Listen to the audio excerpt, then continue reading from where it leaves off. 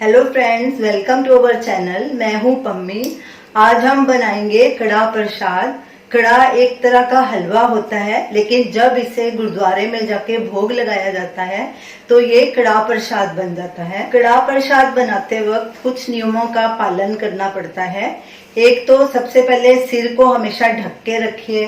पैरों में जूता या चप्पल नहीं होना चाहिए। जूता चप्पल किचन के बाहर होना चाहिए। और जब भी कड़ा प्रसाद बनाएं, मुंह में सिमरन करें। तो चलिए बनाते हैं कड़ा प्रसाद।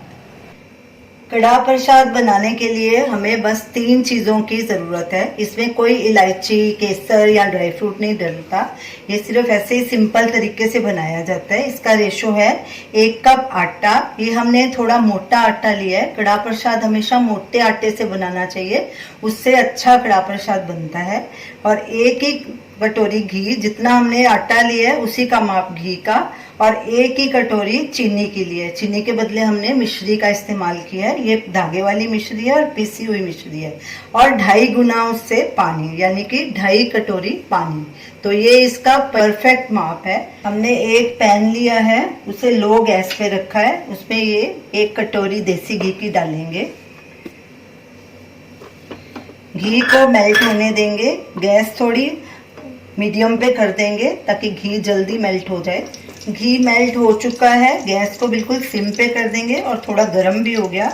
इसमें ये 1 कटोरी आटा डालेंगे। ये देखिए, ऐसे मोटा पिसा होना चाहिए आटा, थोड़ा बिल्कुल बारीक नहीं होना चाहिए।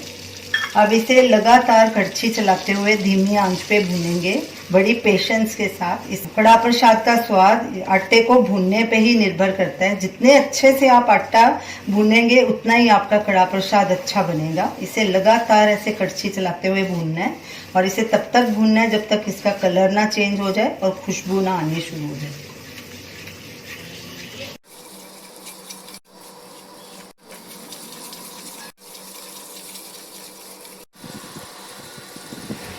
आटे को भूनते 7-8 मिनट हो गए हैं। आटे ने घी छोड़ना शुरू कर दिया है, लेकिन हम अभी इसे और भूनेंगे। प्रसाद को भूनते 10-12 मिनट हो चुके हैं। ये देखिए, इसका कलर भी चेंज हो गया और घी भी छोड़ना शुरू कर दिया। और हमारे घर में तो पूरे घर में इसकी खुशबू फैल गई है। बहुत अच्छी खुशबू आ रही है। अब इसमें हम ये पानी और चीनी ऐड करेंगे। ये 2.5 कप कटोरी पानी है और 1 कटोरी मिश्री ली है। आप इसके बदले चीनी भी ले सकते हैं। हमारी मिश्री ग्राइंड की हुई थी, ये हमें ऐसे डाला है। तो अगर चीनी लें तो उसकी ऐसे मिक्स करके पानी में तो आप डाल सकते हैं। अब इसे लगातार हिलाएंगे। गैस को मीडियम हाई पे कर देंगे। लगातार कड़छी चलाएंगे ताकि गांठें नहीं बने।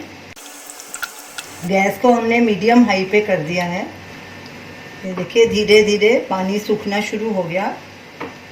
गैस को भी हमने फुल पे कर दिया है। हमारा ये छोटा वाला चूल्हा है। अगर आपका बड़ा है तो उसे मीडियम पे रखिए। बीच बीच में कम ज़्यादा करते रहिए अपने हिसाब से।